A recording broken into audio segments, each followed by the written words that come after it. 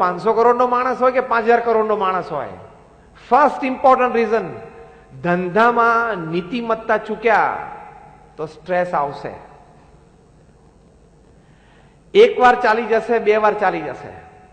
જેમ traffic લાઇટ્સમાં red light હોય, એક વાર નીકળી જાઓ, બે વાર નીકળી જાઓ, 5 વાર નીકળી જાઓ, પણ એક વાર જ્યારે એક્સિડન્ટ થાય ત્યારે,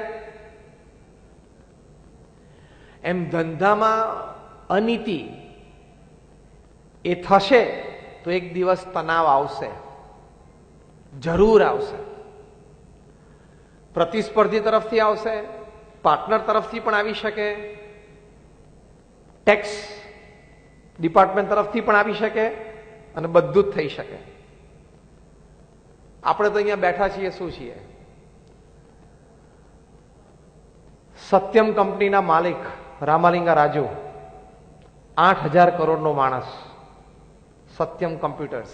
એવું કહેવાય છે કે અનૈતિક પ્રેક્ટિસીસ કરી, આપણે કંઈ કેસની ડિટેલ્સમાં નથી જતા, પણ ટુડે ઇઝ ઇન જેલ, આજે જેલમાં છે. તમારી કંપનીનું નામ સત્યમ હોય એટલે તમને કંઈ અસત્ય પ્રેક્ટિસીસ કરવાનો અધિકાર નથી મળી જતો, હુએવર યુ આર. અને રિગરસ ઇમ્પ્રિઝનમેન્ટ છે 7 વર્ષની, ચટાઈ ઉપર સુવાનું જેલમાં, જેલનો ખોરાક જ ખાવાનો, 7 વર્ષ rigorous imprisonment. Rajat Gupta, the face of corporate India in the Western world.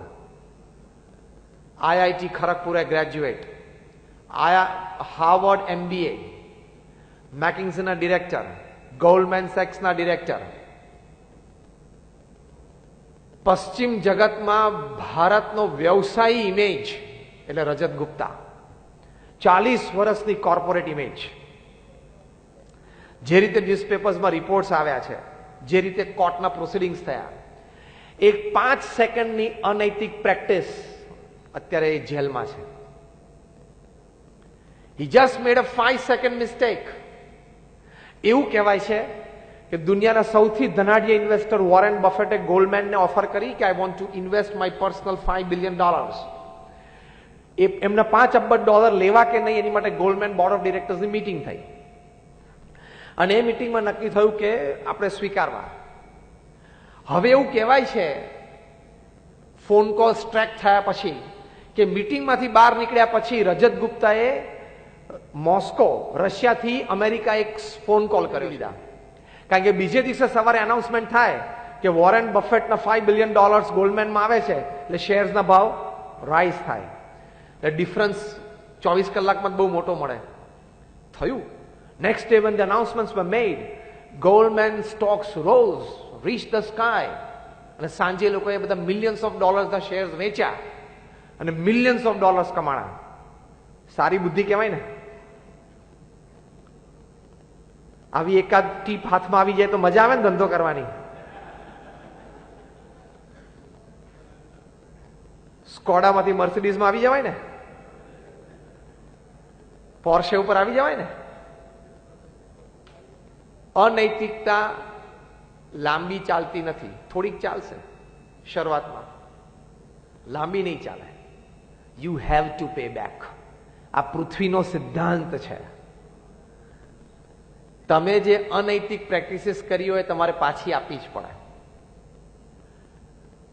પ્રીત ભરારા નામના એક government attorney at Manhattan, he tracked out કે એવું કેવી રીતે બને કે કોઈક એક વ્યક્તિ મિલિયન્સ ઓફ ડોલર્સના શેર એક દિવસમાં ખરીદે, બીજે દિવસે એ શેરના ભાવ 1.5 બમણા થાય અને પાછા સાંજે વેચે. આ વ્યક્તિ પાસે કંઈક ઇનસાઇડ ઇન્ફોર્મેશન હોવી જ જોઈએ. ટ્રેકડાઉન થયું, ફોન કોલ્સ થયા અને સર્કમસ્ટેન્શિયલ એવિડન્સીસ એવા ઉભા થયા, વકીલની ભાષામાં સર્કમસ્ટેન્શિયલ એવિડન્સીસ, કે એમણે આ ફોન કોલ કરેલો છે, કબૂલ કર્યું. He was convicted. After conviction he was sentenced. એમના પાર્ટનર રાજા રત્નમ, જેને એકચ્યુઅલ ખેલ કરીને તો 11 વર્ષની સજા થઈ છે, અત્યારે ભોગવે છે, હજી 3-4 વર્ષ જ પૂરા થયા છે. અને રજત ગુપ્તા માટે દુનિયાના પ્રતિષ્ઠિત 500 મહાનુભાવો, દુનિયાના 200 દેશોમાંથી, જેને રજત ગુપ્તાએ ઘણી બધી સામાજિક મદદો કરી હોય, ઘણી બધી એનજીઓઝને મદદ કરી હોય, એ બધાએ યુએસ લો એન્ફોર્સમેન્ટમાં, યુએસ જ્યુડિશિયલ સિસ્ટમમાં કાગળ લખ્યા કે આને સજા મિનિમાઇઝ કરજો. આ વ્યક્તિએ આફ્રિકામાં એક અનાથ આશ્રમ ખોલ્યું છે, આ વ્યક્તિએ આ દેશમાં આ મદદ કરી છે, આ વ્યક્તિએ આ દેશમાં આ મદદ કરી છે, તો એ 2 વર્ષની સજા તો થઈ. અને જ્યારે યુએસ કોર્ટમાં જજે જજમેન્ટ આપ્યું, mister Rajat Gupta, you are convicted of the charges and you are sentenced for 2 years imprisonment. ત્યારે રજત ગુપ્તા પેક્ડ કોર્ટરૂમની અંદર એક અક્ષર બોલી ના શક્યા. દ્રષ્ટિ નીચી પડી ગઈ, 2 આંખમાંથી આંસુ ચાલી ગયા અને એક વાક્ય બોલ્યા જે વિશ્વ પ્રસિદ્ધ થયું, જે અહીંયા બેઠેલા તમામ વેપારી, ઇન્ડસ્ટ્રીયલિસ્ટ, બિઝનેસમેન યાદ રાખવા જેવું છે. રજત ગુપ્તા એક વાક્ય બોલ્યા, My 40 years of corporate image has gone down in drain in 5 seconds. તમારી 40 વર્ષની કારકિર્દી 5 સેકન્ડમાં ખલાસ થઈ શકે છે. Your 40 years of image building can go down in drain in 5 seconds if you go for unethical practices. અત્યારે કેટલા તણાવમાંથી પસાર થતા હશે. 7 વર્ષની રિગરસ ઇમ્પ્રિઝનમેન્ટ રામાલિંગા રાજુ, જે વ્યક્તિ રાજાની જેમ પૃથ્વી ઉપર રહેતા હોય, એને ચટાઈ ઉપર સુવાનું, ઓછો તણાવ ચાલતો હશે અત્યારે? સ્ટ્રેસ કેટલો જતો હશે? એમના પત્ની, સંતાનો, સગાવાલા, એને સમાજમાં મોઢું દેખાડવું, લોકોની વચ્ચે રહેવું, સ્ટ્રેસફુલ. રજત ગુપ્તાને અત્યારે કેટલા સ્ટ્રેસમાંથી પસાર થતા હશે. શોર્ટકટ્સ ઘણા બધા ધંધામાં મળશે, પણ એ શોર્ટકટ કોઈ દિવસ અપનાવશો નહીં, નહીતર you will invite lot of stress. That is called ethics. જબરજસ્ત તણાવ આવશે અને એ તણાવમાંથી બહાર નીકળવું ઓલમોસ્ટ ઇમ્પોસિબલ થશે. You will drown, your family will drown. તમે ડૂબશો, તમારું કુટુંબ ડૂબી જશે, તમારી પેઢી ખલાસ થઈ જશે અને ધંધો ચોપટ થઈ જશે. એટલે ફર્સ્ટ ઇમ્પોર્ટન્ટ રીઝન કે જીવનમાં સ્ટ્રેસ આવે છે એનું કારણ અનએથિકલ બિઝનેસ પ્રેક્ટિસીસ. કોઈ દિવસ ના કરવી. અત્યારે હું તમને જે વાત કરું છું તમને કદાચ સામાન્ય લાગે છે, કારણ કે તમને એમ થાય એક પડીકું આમ દીધું ને એક પડીકું લીધું.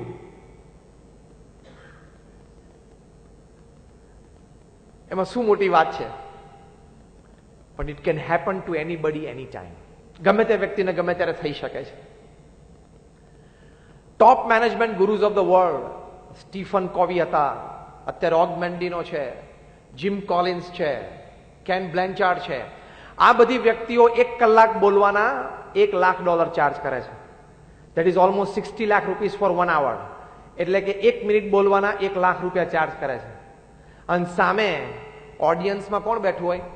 ફોર્ચ્યુન 500 કંપનીઝના સીઈઓઝ અને એમડીઝ અને ચેરમેન્સ વિદ્યાર્થીની જેમ બેઠા હોય 6 કલાક આ લોકોની સામે. 1 મિનિટ બોલવાના $1 લાખ ચાર્જ કરે છે. છતાં એમની અપોઇન્ટમેન્ટ 6-8 મહિના સુધી નથી મળતી. અને સામે ઓડિયન્સમાં વિદ્યાર્થી તરીકે ફોર્ચ્યુન 500 કંપનીઝના સીઈઓઝ બેઠા હોય, જે લોકો દર વર્ષે 10,000 કરોડનો વહીવટ કરે છે, 25,000 કરોડનો વહીવટ કરે છે, 50,000 કરોડનો વહીવટ રમતા રમતા દર વર્ષે કરે છે, $1 લાખ કરોડનો વહીવટ રમતા રમતા કરે છે ને એ બધા વિદ્યાર્થીની જેમ એમની સામે બેઠા હોય. ત્યાં માણસ બોલતા શું હશે? સમજાવતા શું હશે? શીખવાડતા શું હશે? જે તમે અત્યારે એફઓસી મફતમાં સાંભળી રહ્યા છો એ તમે અત્યારે એફઓસી જે સાંભળો છો ને આટલું જે લોકો શીખવાડે છે કે મહેરબાની કરીને કંઈ ખોટું કરતા નહીં. એટલે first important reason for stress to come in his life is unethical practice. Jim Collins હમણાં પુસ્તક લખ્યું છે, દુનિયાના સૌથી મોટા મેનેજમેન્ટ ગુરુ કહેવાય છે, how the mighty fall. How the mighty fall, કે માનધાતાઓ પૃથ્વી ઉપર ધૂળ ચાટતા કેવી રીતે થઈ ગયા.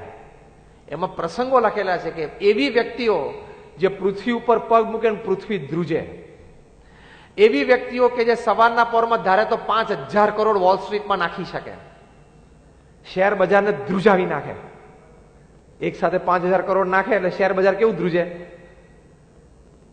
એવી વ્યક્તિઓ જે મેનહટનમાં 50મા માળે બેઠા બેઠા એક ફોન કોલ કરે ને આફ્રિકામાં આખી ગવર્મેન્ટ ફેરવી નાખે.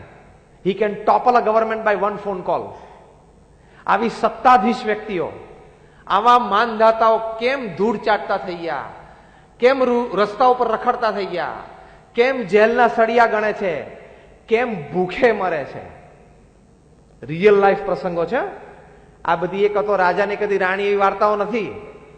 આ જીમ કોલિન્સનું પુસ્તક વાંચવા જેવું, એક દિવસ એનો સેમિનાર કરવા જેવો છે. હાઉ ધ માઇટી ફોલ, માનધાતાઓ પૃથ્વી ઉપર કેવી રીતે ધૂળ ચાટતા થઈ ગયા. 300 પાનાનું એ પુસ્તક છે, પણ હું તમને એક લાઈનમાં જીસ્ટ આપી દઉં. એનો મતલબ એવું નહીં કે નહીં વાંચતા, વાંચજો, પણ એક લાઈનમાં હું તમને જીસ્ટ આપી દઉં. What this 300 pages. અને જીમ કોલિન્સ, જેમને દુનિયાના 500 ફોર્ચ્યુન 500 કંપનીઝના એક્ઝિક્યુટિવ્સને ટ્રેનિંગ આપી છે, એ 30 વર્ષના એમના અનુભવ પછી એમણે આ પુસ્તક લખ્યું છે. અને આ પુસ્તકમાં એમણે વિવિધ વિવરણ કર્યું છે. એમાંનું એક વાક્ય સાર રૂપે હું તમને કહું છું. જીમ કોલિન્સ એક વાક્ય શીખવાડે છે, Y this mighty people fail. આ મહાન વ્યક્તિઓ કેમ પૃથ્વી ઉપર ધૂળ ચાટતા થઈ ગયા. હી રાઇટ્સ, અનડિસિપ્લિન્ડ પરસ્યુટ ફોર મોર. વધારે ને વધારે મેળવી લેવાની ઘેલછામાં સિદ્ધાંત, નીતિ અને નિયમને નેવે મૂક્યા. આ એમનો અનુભવ છે. વધારે ને વધારે મેળવી લેવાની ઘેલછામાં સિદ્ધાંત, નીતિ અને નિયમને બાજુ પર મૂક્યા, એટલે ધૂળ ચાટતા થઈ ગયા. You can't play with ethics. સિદ્ધાંતો સાથે કોઈ દિવસ રમાય નહીં. પદ્ધતિ બદલી શકાય, પ્રિન્સિપલ્સ નેવર ચેન્જ. કાર્ય પદ્ધતિમાં સુધારો હોઈ શકે, સિદ્ધાંતોમાં કોઈ દિવસ નહીં. હા, પાવર પ્લે ક્રિકેટમાં બદલાય. હવે 2 ફિલ્ડરે બહાર રહેવું 30 યાર્ડ સર્કલમાં, પછી કે હવે 3 રહી શકે, એ બધું થોડું બદલાય, પણ 3 સ્ટમ્પના 4 સ્ટમ્પ ના થાય. અને એ વાતને કોઈ દિવસ પ્રશ્ન પણ નહીં પૂછવાનો. Never ask questions to the basics and the principles of life. ઘણી બધી જગ્યાએ અમે સેમિનાર્સમાં જઈએ, લોકો ફંડામેન્ટલ ક્વેશ્ચન પૂછે, ભગવાન હશે કે નહીં, ભગવાન છે એની ખાતરી શું, કોણે આનું ઇન્વેન્શન કર્યું. Don't question the fundamentals. સિદ્ધાંત સિદ્ધાંત જ રહે છે.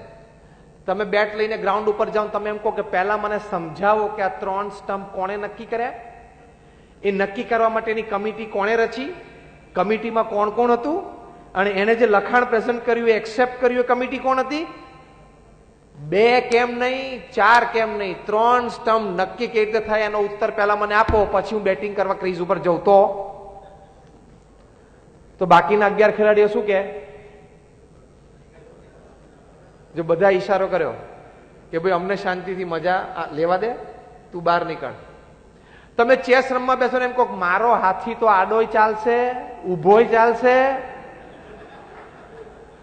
અઢીએ ચાલશે, બધું ચાલશે, તો સામેવાળો શું કે, તો આપણે રમવાની મજા આવશે નહીં. રમવાની મજા લેવી હોય તો મૂળભૂત સિદ્ધાંતોને સ્વીકારવા પડે. એમ આઈ રાઈટ ઓર રોંગ? રમવાની મજા લેવી હોય તો મૂળભૂત સિદ્ધાંતોને સ્વીકારવા પડે. એમ ધંધા અને કમાણીની મજા લેવી હોય તો મૂળભૂત સિદ્ધાંતોને સ્વીકારવા પડે. You can never go for unethical practices. અને અનએથિકલ પ્રેક્ટિસીસ કરવા જાઓ તો ભલે તમે હજારો ઘર બાંધ્યા હોય ને લાખોના સહારા હોય તો પણ તમે તિહારમાં 2 સહારા થઈ શકો છો. whoever you are. તમે લાખો લોકોના સહારા હો તો પણ તિહારમાં 2 સહારા રહી શકો છો. 10,000 કરોડનો માલિક હોય ને એને પણ ચટાઈ ઉપર સૂવું પડે. સિદ્ધાંત જોડે કોઈ રમત નહીં. એની સામે આપણે બેઠા લઈએ છીએ તો કોણ છે? આપણા જીવન તો એ પગારે રાખે.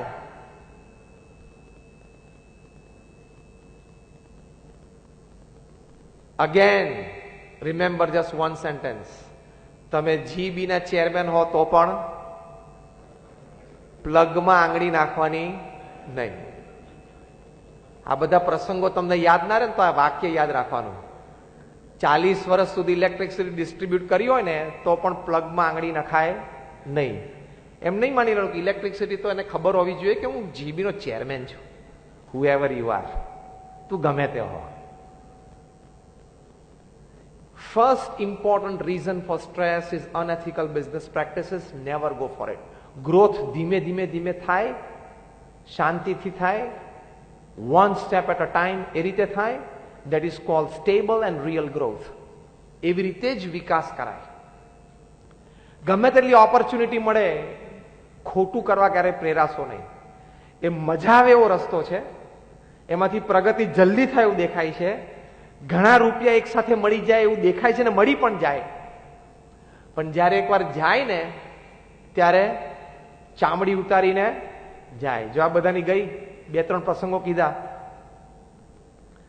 એટલે એ ખટકો રાખીએ તો કોઈ દિવસ સ્ટ્રેસ આવશે નહીં. Second important reason,